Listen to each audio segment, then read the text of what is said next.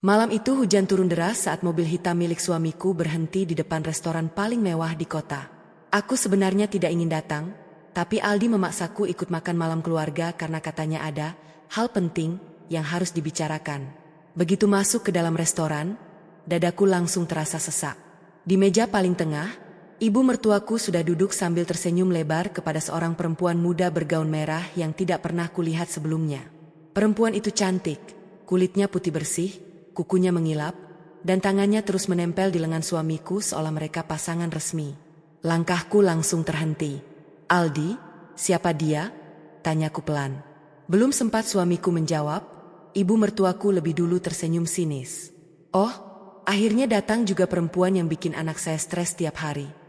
Aku mencoba duduk dengan tenang walau jantungku berdebar keras. Beberapa pengunjung mulai melirik ke arah meja kami karena suara ibu mertuaku memang sengaja dibuat keras. Perempuan muda itu lalu tersenyum kecil sambil menyandarkan kepala ke bahu suamiku. Tanganku dingin. Aku tanya sekali lagi, suaraku mulai bergetar. "Dia siapa?" Aldi malah menghela napas kasar seperti sedang menghadapi orang paling menyebalkan di dunia. "Namanya Bella," jawabnya datar. "Dan dia jauh lebih ngerti cara bahagiain aku dibanding kamu." Ucapan itu terasa seperti pisau yang ditusukkan pelan-pelan ke dadaku. Aku menatap wajah suamiku tidak percaya. Lelaki yang dulu bersumpah akan menjagaku seumur hidup, kini mempermalukanku di depan perempuan lain. "Ibu tahu soal ini?" tanyaku lirih sambil menatap ibu mertuaku. Wanita itu langsung tertawa kecil. "Tahu?" katanya sambil menyilangkan tangan. "Justru ibu yang dukung hubungan mereka." Darahku seperti berhenti mengalir. "Apa maksud ibu?" "Maksud ibu sederhana," jawabnya tajam. "Kalau istri nggak becus melayani suami, jangan kaget kalau laki-laki cari perempuan yang lebih pantas." Mataku mulai panas. Beberapa pelayan saling pandang. Bahkan meja sebelah mulai diam memperhatikan kami. Aku menahan malu sekuat mungkin. "Aku sudah menemani Aldi dari nol," kataku pelan. "Saat dia belum punya apa-apa, aku." "Jangan mulai drama miskinmu itu," bentak ibu mertuaku keras sampai satu restoran menoleh. Suasana langsung hening. Aku bisa merasakan pipiku memanas karena malu. Tapi penghinaan itu belum selesai. Ibu mertuaku mengambil tas mahalnya lalu mengeluarkan sebuah kotak kecil berisi cincin. "Bella lebih pantas dampingi anak saya," katanya sambil memegang tangan perempuan itu. "Cantik, muda, tahu cara bikin suami nyaman. Bukan perempuan murahan yang cuma numpang hidup." Aku membeku. Numpang hidup? Padahal selama bertahun-tahun aku ikut membangun usaha keluarga mereka. Aku yang begadang membantu laporan toko. Aku yang menjual perhiasan terakhir demi modal usaha Aldi. Aku yang menemani ibu mertuaku saat debt collector datang ke rumah dulu. Tapi sekarang, aku diperlakukan seperti sampah. "Aldi," suaraku pecah. "Kamu diam saja?" Suamiku malah menatapku dingin. "Karena mama benar." Kalimat itu menghancurkan sisa harga diriku. Aku berdiri perlahan sambil menahan air mata. Namun saat aku hendak pergi, ibu mertuaku tiba-tiba menarik lenganku kuat-kuat. "Duduk," bentaknya. Aku refleks menoleh. Dan dalam 1 detik, plak, tamparan keras mendarat di pipiku. Suara itu menggema di seluruh restoran. Tubuhku langsung limbung. Beberapa pengunjung kaget. Ada yang mulai mengangkat ponsel untuk merekam. Pipiku terasa panas terbakar, tapi rasa sakit di hati jauh lebih menghancurkan. Ibu mertuaku menunjuk wajahku dengan penuh kebencian. "Perempuan gagal kayak kamu gak pantas jadi istri anak saya." Bella tersenyum tipis sambil memeluk lengan suamiku lebih erat. Sedangkan Aldi, bahkan tidak mencoba membelaku. Aku berdiri mematung di tengah restoran sambil menahan air mata dan tatapan semua orang. Malam itu, untuk pertama kalinya dalam hidupku, aku sadar. Orang-orang yang selama ini kuanggap keluarga ternyata sedang menikmati kehancuranku. Aku menatap ibu mertuaku lekat-lekat, lalu menatap suamiku, dan di tengah rasa malu yang menghancurkan itu, aku bersumpah dalam hati, "Kalian boleh merampas rumahku, kalian boleh menghina harga diriku, kalian boleh tertawa hari ini, tapi aku akan memastikan, suatu hari nanti, kalian merasakan hidup jatuh sampai tidak punya apa-apa." 12 tahun sebelum tamparan itu mendarat di pipiku, hidup kami sangat jauh dari kemewahan. Aku masih ingat pertama kali bertemu Aldi di sebuah warung mie ayam dekat terminal kota. Waktu itu dia hanya pegawai toko elektronik dengan gaji pas-pasan. Bajunya sederhana, motornya sering mogok, bahkan dompetnya hampir selalu kosong di akhir bulan. Tapi ada satu hal yang membuatku jatuh hati. Cara dia memperlakukan ibunya. Setiap selesai kerja, dia selalu menyempatkan pulang membawa lauk sederhana untuk ibu dan adiknya. Kadang hanya tempe goreng atau telur balado, tapi dia selalu tersenyum seolah itu sudah lebih dari cukup. "Aku cuma pengen bikin mama bahagia," katanya dulu. Kalimat itu yang membuatku percaya kalau Aldi adalah laki-laki baik. Saat kami menikah, tidak ada pesta mewah. Aku hanya memakai kebaya pinjaman sepupu, sedangkan Aldi mengenakan jas lama milik pamannya yang bagian lengannya sedikit kebesaran. Kami tinggal di kontrakan kecil di gang sempit pinggir kota. Atapnya bocor kalau hujan deras. Dindingnya lembab. Bahkan dapurnya hanya cukup untuk satu orang berdiri. Namun anehnya, aku bahagia. Karena waktu itu kami benar-benar saling mencintai. Setiap pagi aku bangun lebih dulu untuk memasakkan nasi goreng sederhana sebelum Aldi berangkat kerja. Kadang kami makan sambil duduk di lantai karena belum punya meja makan. Kalau listrik mati, kami tertawa bersama sambil menyalakan lilin. Kalau hujan bocor, kami memindahkan ember sambil bercanda. Hidup memang susah, tapi hati kami terasa hangat. Ibu mertuaku juga dulu sangat berbeda. Dia sering datang ke kontrakan sambil membawa singkong rebus atau sambal buatannya sendiri. "Kamu perempuan baik," katanya dulu sambil menggenggam tanganku. "Terima kasih sudah mau hidup susah sama Aldi." Aku benar-benar menganggapnya seperti ibuku sendiri. Bahkan ketika keluarga mereka terlilit utang besar karena usaha almarhum ayah Aldi gagal, aku ikut membantu tanpa banyak bicara. Waktu itu debt collector hampir setiap minggu datang ke rumah ibu mertuaku. Aku masih ingat malam ketika ibu mertuaku menangis di depan rumah kontrakan kami karena listrik rumahnya diputus. "Aldi, mama malu sama tetangga," katanya sambil sesenggukan. Suamiku hanya diam menunduk. Dan malam itu, tanpa sepengetahuan siapapun, aku membuka kotak kayu kecil peninggalan almarhum ayahku. Di dalamnya ada gelang emas satu-satunya yang paling kusayang. Aku memandang gelang itu lama sekali. Itu hadiah terakhir dari ayah sebelum meninggal. Tapi besok paginya aku tetap pergi ke Pegadaian. Aku menyerahkan gelang itu demi membantu melunasi sebagian utang keluarga suamiku. Saat tahu hal itu, Aldi menangis memelukku. "Aku janji suatu hari nanti aku bakal bahagiain kamu," bisiknya waktu itu. Dan aku mempercayainya sepenuh hati. Sejak saat itu kami mulai membangun usaha kecil bersama. Awalnya hanya toko online sederhana. Aldi fokus mencari barang, sedangkan aku yang mengurus pencatatan, pelanggan, packing, promosi, sampai membalas chat pembeli sampai tengah malam. Kadang aku tidur hanya 2 jam. Tanganku sering lecet karena membungkus pakai sendiri. Kalau pesanan sedang ramai, aku bahkan membantu mengangkat kardus sambil menahan sakit pinggang. Tapi aku tidak pernah mengeluh. Karena aku percaya semua perjuangan itu untuk masa depan kami. Sedikit demi sedikit usaha kami mulai berkembang. Kami pindah ke rumah yang lebih layak. Lalu membeli mobil pertama. Kemudian membuka gudang kecil. Setiap keberhasilan kecil selalu kami rayakan bersama. Aku masih ingat wajah ibu mertuaku saat pertama kali kami membelikannya kulkas baru. Wanita itu menangis sambil memelukku erat. "Kamu menantu terbaik yang pernah mama punya," katanya haru. Kalimat itu dulu sangat berarti bagiku. Bahkan saat aku mengalami keguguran di tahun ketiga pernikahan, aku tetap memaksakan diri membantu usaha. Padahal dokter menyuruhku banyak istirahat. Aku masih ingat rasa sakit saat melihat bercak darah di kamar mandi. Tubuhku gemetar. Aku menangis sendirian sambil memegang perutku. Namun beberapa hari setelah keluar dari rumah sakit, aku kembali duduk di depan laptop untuk mengurus pesanan pelanggan. Aku tidak ingin Aldi stres memikirkan bisnis dan kondisi rumah tangga sekaligus. Dan lagi-lagi, aku memilih mengorbankan diriku sendiri. Usaha kami terus tumbuh. Aldi mulai dikenal banyak orang.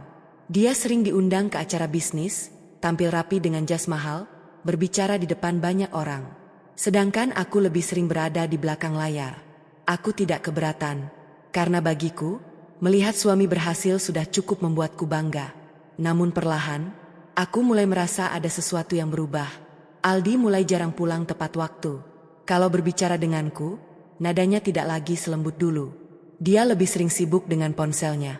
Dan ibu mertuaku, yang dulu memelukku penuh kasih, mulai sering mengkritik hal-hal kecil. Awalnya aku mengabaikannya. Aku pikir mungkin mereka hanya lelah. Aku tidak sadar, kesuksesan yang dulu kami perjuangkan bersama diam-diam sedang mengubah hati orang-orang di rumah itu. Dan aku sama sekali tidak siap menghadapi perubahan paling menyakitkan dalam hidupku. Setelah usaha kami semakin besar, hidup kami mulai berubah drastis. Rumah kontrakan sempit yang dulu penuh ember penampung air hujan kini berganti rumah 2 lantai di kawasan elit. Garasi kami terisi mobil baru. Suamiku mulai memakai jam tangan mahal dan menghadiri acara bisnis bersama orang-orang berpengaruh. Aku ikut senang melihat semua itu, karena di setiap keberhasilan Aldi, ada lelah yang dulu kami tanggung bersama. Namun entah sejak kapan, rumah yang dulu hangat mulai terasa asing. Aldi semakin jarang makan malam di rumah. Awalnya dia selalu punya alasan. Meeting sama investor. Lagi ada klien luar kota. Gudang lagi banyak masalah. Aku mencoba memahami. Aku bahkan sering sengaja tetap terjaga sampai larut malam hanya untuk menunggunya pulang. Kadang makanan yang kumasak sudah dingin berkali-kali. Tapi saat Aldi masuk rumah, dia hanya lewat sambil memainkan ponselnya. Tidak lagi memelukku. Tidak lagi bertanya aku sudah makan atau belum. Dan yang paling aneh, dia mulai menjaga ponselnya seperti rahasia besar. Kalau dulu kami bebas memakai ponsel masing-masing, sekarang bahkan layarnya selalu menghadap ke bawah. Suatu malam aku terbangun karena suara notifikasi. Jam menunjukkan pukul 2 dini hari. Aldi tertidur di sofa ruang kerja dengan ponsel masih menyala di tangannya. Aku sebenarnya tidak berniat memeriksa. Tapi sebuah pesan muncul di layar sebelum ponselnya terkunci kembali. Aku kangen dipeluk kamu tadi. Di bawahnya ada emoji hati. Tubuhku langsung dingin. Tanganku gemetar. Aku mencoba berpikir positif. Mungkin itu hanya rekan kerja. Mungkin aku terlalu curiga. Namun sejak malam itu, pikiranku tidak pernah tenang lagi. Aku mulai memperhatikan perubahan-perubahan kecil yang dulu tidak pernah ada. Baju Aldi sering berbau parfum wanita. Dia semakin sering tersenyum sendiri saat melihat ponselnya. Bahkan pernah suatu malam dia pergi mandi sambil membawa ponsel ke kamar mandi. Padahal dulu dia bahkan tidak peduli kalau aku membuka semua chatnya. Aku mencoba bicara baik-baik. Ada masalah di antara kita? Tanyaku pelan suatu malam. Aldi malah terlihat kesal. Kamu jangan mulai drama lagi bisa enggak? Aku cuma khawatir. Yang bikin aku capek itu justru kamu. Kalimat itu membuatku diam. Aku mulai merasa seperti orang asing di rumah sendiri. Namun yang paling menyakitkan justru perubahan ibu mertuaku. Dulu wanita itu selalu membelaku. Sekarang setiap ada masalah, aku yang selalu disalahkan. Kalau Aldi pulang malam, katanya aku kurang perhatian sebagai istri. Kalau Aldi marah, katanya aku terlalu menekan suami. Bahkan saat aku mencoba cerita soal perubahan sikap Aldi, ibu mertuaku malah tertawa kecil. Laki-laki sukses itu banyak godaannya, katanya santai sambil minum teh. Kalau kamu pintar menjaga suami, dia nggak akan cari hiburan di luar. Aku terpaku mendengar kalimat itu. Untuk pertama kalinya, aku merasa ibu mertuaku sedang menyalahkanku atas sesuatu yang bahkan belum terbukti. Sejak saat itu, sikapnya berubah semakin tajam. Dia mulai sering membandingkanku dengan perempuan lain.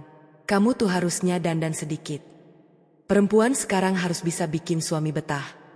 Jangan terlalu sibuk urus rumah terus. Kadang dia sengaja memperlihatkan foto-foto perempuan muda dari media sosial di depan Aldi. Dan yang membuat dadaku makin sesak. Aldi hanya diam sambil tersenyum kecil. Suatu sore, aku datang ke kantor membawa bekal makan siang kesukaan Aldi karena dia bilang sedang lembur. Aku pikir mungkin hubungan kami bisa membaik kalau aku mulai lebih perhatian lagi. Namun saat pintu ruang kerjanya sedikit terbuka, aku mendengar suara perempuan tertawa dari dalam. Langkahku langsung berhenti. Mas, nanti malam jadikan? Suara perempuan itu terdengar manja. Lalu suara Aldi menjawab pelan. Tenang aja. Aku pasti datang. Jantungku langsung berdetak keras. Aku mengintip perlahan dari celah pintu. Di dalam ruangan, seorang perempuan muda duduk sangat dekat dengan suamiku sambil tertawa kecil. Tangannya memegang lengan Aldi dengan sangat akrab. Aku seperti kehilangan napas. Bekal makanan di tanganku hampir jatuh. Namun sebelum aku masuk, ibu mertuaku tiba-tiba muncul dari arah belakang. Wanita itu menatapku datar. Bukannya kaget. Dia justru terlihat tenang. Mau ngapain berdiri di sini? Tanyanya dingin. Aku menatapnya dengan mata mulai basah. Ibu tahu? Dia tidak langsung menjawab. Tatapannya malah penuh penilaian. Lalu perlahan dia berkata, Perempuan cantik dan muda seperti itu wajar disukai laki-laki. Dunia terasa runtuh saat mendengar kalimat itu keluar dari mulut wanita yang dulu kuanggap ibu sendiri. Ibu membela dia? Suaraku bergetar. Ibu mertuaku mendekat sambil berbisik tajam. Kalau kamu bisa kasih anak saya keturunan dan bikin dia bahagia, mungkin dia nggak akan cari perempuan lain. Kalimat itu seperti menghantam luka paling dalam di hidupku. Aku memang belum punya anak setelah bertahun-tahun menikah. Dan rupanya, mereka mulai memakai luka itu untuk menghancurkanku perlahan. Air mataku jatuh tanpa bisa kutahan. Namun di dalam ruangan itu, aku melihat sesuatu yang jauh lebih menyakitkan. Aldi tidak menyangkal apapun. Dia bahkan tidak berusaha mengejar atau menjelaskan saat aku pergi. Sejak hari itu, aku sadar rumah tanggaku sedang retak. Dan orang yang paling ingin melihatku hancur, ternyata bukan hanya selingkuhan suamiku, tapi juga ibu mertuaku sendiri. Sejak hari aku melihat perempuan itu di ruang kerja Aldi, hidupku berubah menjadi neraka pelan-pelan. Rumah yang dulu terasa hangat kini penuh suasana dingin. Suamiku semakin terang-terangan menjauhiku. Dia mulai tidur di ruang kerja dengan alasan banyak pekerjaan. Kadang pulang dini hari dengan bau parfum asing menempel di bajunya. Dan yang paling menyakitkan, ibu mertuaku tidak lagi berusaha menyembunyikan kebenciannya padaku. Suatu pagi saat sarapan, dia sengaja berkata sambil menatapku sinis. Perempuan yang gak bisa kasih keturunan itu biasanya memang gampang ditinggalkan. Sendok di tanganku langsung berhenti bergerak. Aku menahan napas. Aldi yang duduk di sampingnya hanya diam sambil memainkan ponsel. Tidak ada pembelaan, tidak ada bantahan. Aku mencoba tetap tenang. Dokter bilang masalah belum tentu dari pihak perempuan, kataku pelan. Namun ibu mertuaku langsung tertawa mengejek. Jadi sekarang kamu mau nyalahin anak saya mandul? Aku langsung terdiam. Wanita itu memang sengaja mencari alasan untuk merendahkanku. Dan Aldi membiarkannya terjadi setiap hari. Malamnya aku menangis sendirian di kamar mandi agar tidak terdengar siapapun. Aku menatap wajahku sendiri di cermin. Mata sembab, tubuh kurus, wajah lelah. Aku hampir tidak mengenali diriku sendiri. Perempuan yang dulu rela mengorbankan semuanya demi keluarga ini kini diperlakukan seperti beban. Namun penderitaan itu belum mencapai puncaknya. 3 hari kemudian, Aldi tiba-tiba mengajakku makan malam di restoran mewah pusat kota. Nada bicaranya mendadak lembut. Aku cuma pengen ngobrol baik-baik, katanya. Untuk pertama kali setelah berbulan-bulan, ada sedikit harapan muncul di hatiku. Aku pikir mungkin suamiku mulai sadar. Mungkin rumah tangga kami masih bisa diselamatkan. Aku bahkan berdandan rapi malam itu. Gaun sederhana warna krem yang dulu pernah dipuji Aldi saat ulang tahun pernikahan kami kupakai lagi. Namun begitu sampai di restoran, langkahku langsung membeku. Di sana sudah ada ibu mertuaku. Dan perempuan bernama Bella itu duduk tepat di samping Aldi sambil tersenyum menang. Dadaku langsung sesak. Aldi, ini apa? Tanyaku pelan. Belum sempat dia menjawab, Bella justru berdiri sambil mengulurkan tangan. Halo kak, katanya manis. Aku sering dengar cerita tentang kakak. Tanganku gemetar hebat. Ibu mertuaku malah terlihat sangat senang. Mama sengaja suruh Aldi ngajak kalian ketemu, katanya santai. Biar semuanya jelas. Aku mulai merasa seluruh restoran berputar. Jelas apa? Suaraku pecah. Aldi menghela napas panjang seperti orang yang sudah lelah berpura-pura. Aku capek hidup sama kamu. Kalimat itu terasa menghantam dadaku keras sekali. Aku udah coba bertahan bertahun-tahun, lanjutnya dingin. Tapi rumah ini gak pernah bikin aku bahagia. Aku menatapnya tidak percaya. Bahagia? Air mataku mulai jatuh. Aku yang nemenin kamu dari nol. Dan aku udah bayar semuanya. Bentaknya tiba-tiba. Suasana restoran langsung hening. Beberapa pengunjung mulai menoleh ke arah meja kami. Aku kasih kamu rumah, mobil, hidup enak. Katanya semakin keras. Kurang apa lagi? Tanganku mengepal di bawah meja. Aku tidak peduli soal harta. Yang menghancurkanku adalah bagaimana semua pengorbananku dianggap tidak berarti. Lalu Bella perlahan menyandarkan kepalanya di bahu Aldi.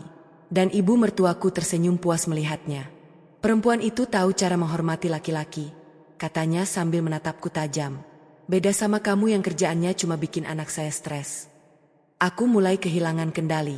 Ibu jangan bicara seolah saya nggak pernah berkorban untuk keluarga ini. Namun kalimatku justru membuat ibu mertuaku berdiri marah. Korban? Bentaknya.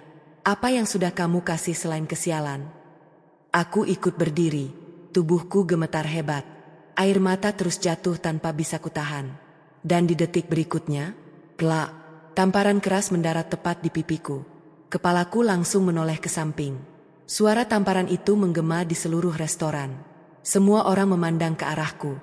Ada yang mulai merekam dengan ponsel. Aku memegang pipiku yang panas terbakar sambil menatap ibu mertuaku tidak percaya. Wanita itu menunjuk wajahku penuh kebencian. Perempuan gagal kayak kamu gak pantas jadi istri anak saya. Bella duduk sambil tersenyum tipis.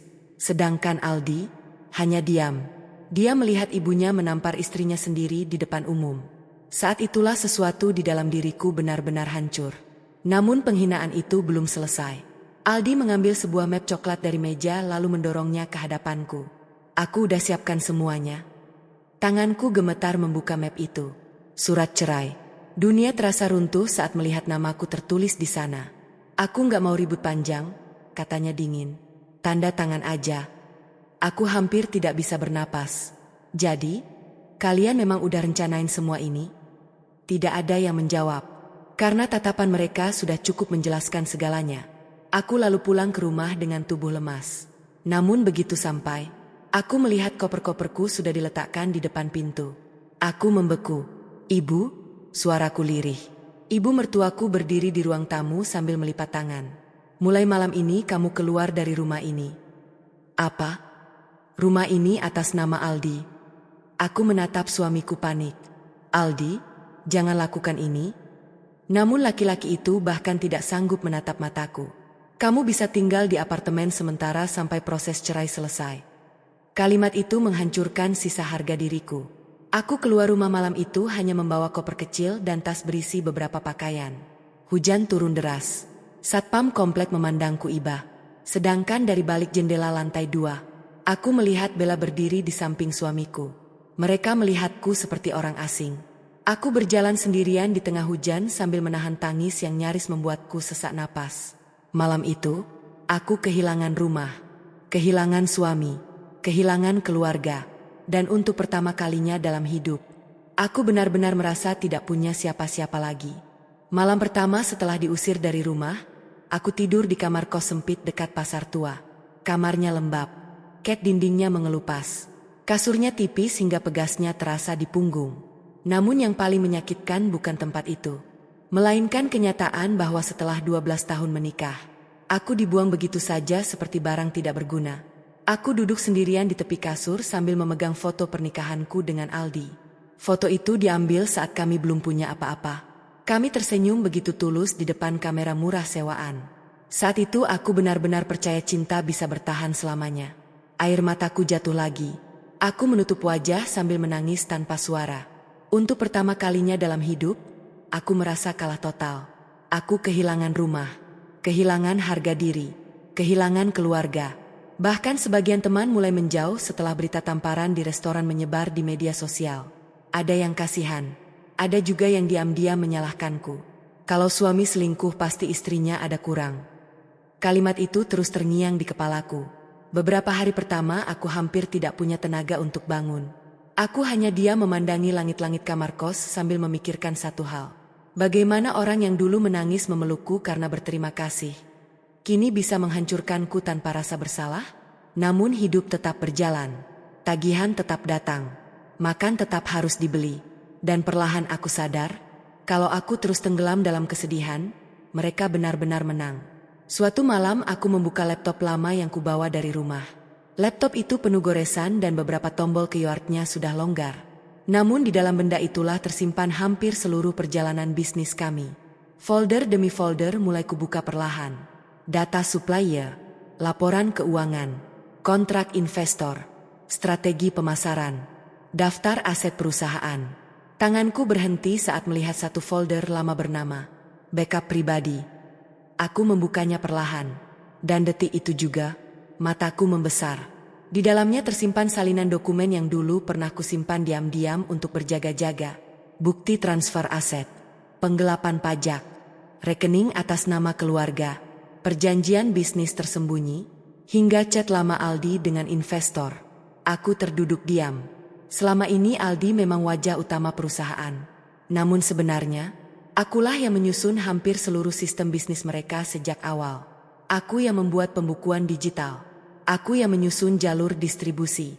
Aku yang mengenalkan supplier utama dari relasi lamaku. Bahkan beberapa investor besar dulu percaya pada perusahaan itu karena presentasi bisnis yang kubuat diam-diam dari belakang layar. Dan tiba-tiba, aku mulai memahami sesuatu. Selama ini mereka mengira aku lemah karena terlalu diam. Padahal aku hanya memilih bertahan demi keluarga. Aku menatap layar laptop lama itu lama sekali. Air mataku perlahan berhenti. Digantikan sesuatu yang sudah lama hilang dari diriku. Kesadaran akan harga diriku sendiri. Namun aku tidak ingin balas dendam dengan cara murahan. Aku tidak ingin berteriak di media sosial. Tidak ingin mendatangi rumah mereka sambil menangis. Tidak ingin mengemis cinta dari orang yang sudah menghinaku. Tidak. Aku hanya ingin kebenaran bekerja dengan caranya sendiri. Malam itu aku mengambil wudhu lalu salat sambil menangis. Dalam sujud panjangku, aku hanya berkata lirih, "Ya Allah, kalau aku pernah tulus membantu mereka, jangan biarkan kezaliman menang selamanya." Setelah malam itu, hidupku mulai berubah perlahan. Aku mulai menghubungi beberapa relasi lama yang dulu dekat denganku. Anehnya, mereka justru lebih senang berbicara denganku dibanding Aldi. Salah satu supplier terbesar bahkan berkata, "Jujur Bu, selama ini kami percaya perusahaan itu karena Ibu." Kalimat itu membuat dadaku sesak. Ternyata selama ini masih ada orang yang menghargai perjuanganku. Tanpa banyak bicara, aku mulai menarik diri dari semua akses bisnis yang dulu kubangun. Aku tidak merusak perusahaan mereka. Aku hanya berhenti menopang semuanya. Dan efeknya mulai terasa lebih cepat dari yang kubayangkan. 2 minggu kemudian, salah satu investor besar mendadak membatalkan kerjasama. Lalu supplier utama menghentikan pengiriman barang karena masalah administrasi yang selama ini hanya aku yang paham. Gudang mereka mulai kacau. Beberapa karyawan lama resign karena suasana kantor berubah buruk. Sedangkan Aldi mulai panik mencari file-file penting yang ternyata selama ini hanya tersimpan di sistem buatanku. Aku mendengar semua itu dari mantan staf kantor yang masih sering menghubungiku diam-diam. "Bu, Pak Aldi marah-marah terus sekarang.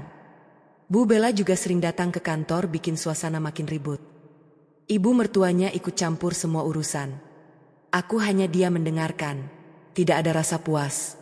Yang ada justru perasaan aneh. Seolah hidup sedang memperlihatkan siapa sebenarnya yang selama ini menjaga semuanya tetap berdiri.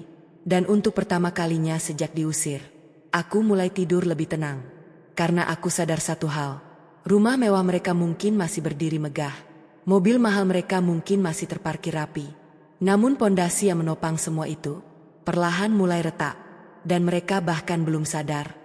Kehancuran sesungguhnya baru saja dimulai. Pagi itu hujan turun deras ketika aku duduk sendirian di warung kopi kecil dekat kos. Tanganku memegang ponsel murah sambil membaca puluhan pesan masuk dari mantan staf kantor. Semua isinya hampir sama. "Bu, kantor kacau. Pak Aldi marah besar sejak investor batal. Bu Bella sekarang ikut atur perusahaan." Aku menarik napas panjang. Dulu kantor itu seperti rumah kedua bagiku. Aku hafal suara mesin printer setiap pagi. Aku tahu siapa karyawan yang suka lembur diam-diam. Aku bahkan hafal kebiasaan satpam yang selalu menyapu halaman sebelum matahari terbit. Namun sekarang, tempat yang dulu kubangun dengan penuh perjuangan berubah menjadi arena saling menyalahkan. Dan ironisnya, semua itu terjadi tidak lama setelah aku pergi. Aku menyeruput kopi perlahan sambil memandangi hujan di luar. Dalam hati kecilku masih ada rasa sakit. Bukan karena kehilangan harta, tetapi karena ternyata keberadaanku selama ini baru terasa setelah aku tidak ada. Siang harinya, ponselku kembali berdering. Nama yang muncul membuatku terdiam. Pak Rahmat, investor utama. Aku sempat ragu mengangkatnya. Namun akhirnya kutekan tombol hijau itu. "Halo, Pak." Suara pria tua di sana terdengar berat. "Bu Rina, saya baru tahu semua yang sebenarnya terjadi." Aku diam. Terus terang, sejak ibu keluar, perusahaan mereka berantakan. Aku memejamkan mata perlahan. Pak Rahmat melanjutkan. "Selama ini saya pikir Aldi yang menjalankan semuanya. Tapi setelah saya cek laporan dan sistem kerja, ternyata pondasinya ibu." Dadaku terasa sesak mendengar itu. Bertahun-tahun aku bekerja diam-diam tanpa pernah mencari pengakuan. Dan sekarang, Orang luar justru melihat nilainya lebih jelas daripada keluargaku sendiri. Ibu masih punya semua data bisnis lama? Aku menatap laptop tua di meja kecil kos. Masih, Pak. Kalau begitu, saya ingin bertemu. Jantungku berdetak pelan. Untuk pertama kalinya setelah diusir. Seseorang datang bukan untuk menghinaku, melainkan karena menghargai kemampuanku. Malamnya aku sulit tidur. Bukan karena takut, tetapi karena pikiranku mulai terbuka pada kemungkinan yang dulu tidak pernah kubayangkan. Bagaimana kalau selama ini aku memang terlalu kecil menilai diriku sendiri? Selama 12 tahun aku hidup sebagai istri Aldi. Aku lupa bahwa sebelum menikah, aku juga perempuan yang punya mimpi, kemampuan, dan harga diri. Keesokan harinya aku datang ke sebuah hotel sederhana untuk bertemu Pak Rahmat. Aku mengenakan blus lama warna krem dan jilbab polos. Sangat sederhana. Berbeda jauh dengan Bella yang selalu tampil mewah di media sosial. Namun saat aku masuk ruang meeting kecil itu, Pak Rahmat langsung berdiri menyambutku dengan hormat. Terima kasih sudah datang, Bu. Aku sedikit kaget. Sudah lama sekali tidak ada orang yang memperlakukanku setulus itu. Pertemuan itu berlangsung hampir 2 jam. Kami membahas banyak hal, alur distribusi, sistem gudang, masalah keuangan, hingga kesalahan besar yang sekarang mulai terjadi di perusahaan Aldi. Beberapa kali Pak Rahmat tampak terkejut. Jadi selama ini ibu yang menyusun semua sistem ini? Aku hanya tersenyum kecil. Dulu kami membangunnya bersama, Pak. Aku sengaja tidak menjelekkan Aldi. Meski hatiku hancur, aku tetap tidak ingin menjadi perempuan penuh dendam. Namun justru sikap tenangku membuat Pak Rahmat semakin menghormatiku. Sebelum pulang, beliau berkata pelan, Bu Rina, orang seperti ibu jarang ada. Aku terdiam. Kalau suatu hari ibu ingin memulai bisnis lagi, hubungi saya. Kalimat itu sederhana, namun entah kenapa, rasanya seperti cahaya kecil di tengah hidupku yang gelap. Setelah pertemuan itu, perubahan mulai terasa semakin jelas. Satu persatu relasi lama mulai menghubungiku diam-diam. Mereka bertanya kabarku. Mereka menawarkan bantuan.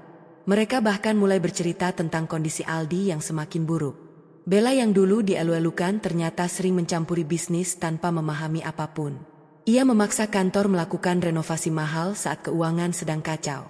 Ia juga beberapa kali memamerkan kehidupan mewah di media sosial tepat ketika perusahaan mulai menunggak pembayaran supplier. Karyawan mulai tidak simpatik. Investor mulai kehilangan kepercayaan. Dan yang paling parah, Aldi mulai sering meluapkan emosinya pada semua orang.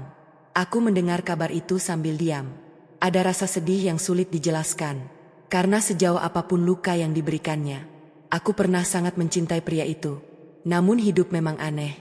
Kadang seseorang baru sadar nilai sebuah pondasi setelah bangunannya mulai runtuh sedikit demi sedikit. Malam itu aku kembali ke kos dengan langkah pelan. Hujan sudah berhenti. Udara terasa dingin.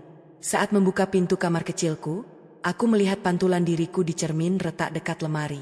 Wajahku masih lelah. Mataku masih sembab. Namun ada sesuatu yang berbeda. Aku tidak lagi melihat perempuan lemah yang dibuang keluarganya. Aku melihat seseorang yang sedang bangkit perlahan. Dan tanpa kusadari, di tempat lain, Aldi akhirnya mulai memahami satu kenyataan yang terlambat ia sadari. Perempuan yang dulu ia hina habis-habisan, ternyata adalah alasan utama mengapa hidupnya pernah berdiri begitu tinggi. 3 minggu setelah aku keluar dari rumah itu, perusahaan Aldi akhirnya benar-benar mulai goyah. Bukan gosip, bukan rumor. Kali ini nyata. Salah satu supplier terbesar resmi menghentikan kerjasama karena pembayaran tertunda hampir 2 bulan. Gudang mulai kosong. Pengiriman terlambat. Komplain pelanggan menumpuk setiap hari. Dan untuk pertama kalinya, nama besar yang selama ini mereka banggakan mulai dipertanyakan banyak orang. Aku mengetahui semua itu bukan karena mencari tahu, melainkan karena berita itu datang sendiri kepadaku. Mantan staf keuangan bahkan menelepon sambil menangis. Bu, saya sudah tidak kuat kerja di sana. Aku terdiam mendengarnya. Setiap hari marah-marah terus. Semua saling menyalahkan. Aku memejamkan mata perlahan. Dulu kantor itu hangat. Aku selalu memastikan semua karyawan makan saat lembur. Aku hafal ulang tahun sebagian staf. Aku bahkan sering diam-diam membantu biaya berobat pegawai yang kesulitan. Namun sekarang, tempat itu berubah menjadi penuh tekanan dan ketakutan. Dan anehnya, Aku justru baru sadar betapa besar pengaruhku setelah semuanya hilang. Malam harinya, hujan turun deras lagi. Aku sedang menyusun laporan kecil di laptop tua ketika tiba-tiba ponselku bergetar. Nama di layar membuat tanganku membeku. Aldi. Sudah hampir 1 bulan ia tidak pernah menghubungiku. Aku menatap layar itu lama sekali. Deru hujan terdengar memenuhi kamar kos kecilku. Panggilan itu terus berdering. Dan akhirnya, aku mengangkatnya. Beberapa detik hanya ada suara napas berat. Lalu suara Aldi terdengar pelan. Rina. Untuk sesaat dadaku terasa sesak. Karena suara itu pernah menjadi tempat paling nyaman dalam hidupku. Ada apa? Nada suaraku datar. Tidak marah. Tidak juga lembut. Hanya lelah. Aldi diam beberapa saat sebelum akhirnya berkata, "Kita perlu bicara." Aku tertawa kecil pahit. "Kita sudah selesai bicara waktu kamu biarkan ibumu buang barang-barangku." Di seberang sana langsung hening. Lalu ia berkata pelan, "Aku lagi banyak masalah sekarang." Tanganku mengepal perlahan. Dulu, saat aku menangis sendirian diusir dari rumah, dia juga tahu aku punya masalah. Tapi dia memilih diam. "Aku tidak tahu kenapa semua jadi kacau begini," lanjutnya lirih. Kalimat itu membuat mataku perlahan basah. Karena untuk pertama kalinya, aku mendengar nada kehilangan dalam suara pria itu. Namun luka yang ia tinggalkan terlalu dalam untuk hilang begitu saja. "Kamu benar-benar tidak tahu, Aldi?" Suasana mendadak sunyi. Aku melanjutkan dengan suara pelan namun tajam. "Selama ini aku yang menjaga semuanya tetap berdiri. Air mataku jatuh tanpa suara. Aku yang bangun sistem kantor. Aku yang urus supplier. Aku yang bantu kamu dipercaya investor. Tapi kalian semua terlalu sibuk merendahkanku sampai lupa itu." Di seberang telepon, Aldi tidak membantah. Dan justru diamnya itulah yang paling menyakitkan.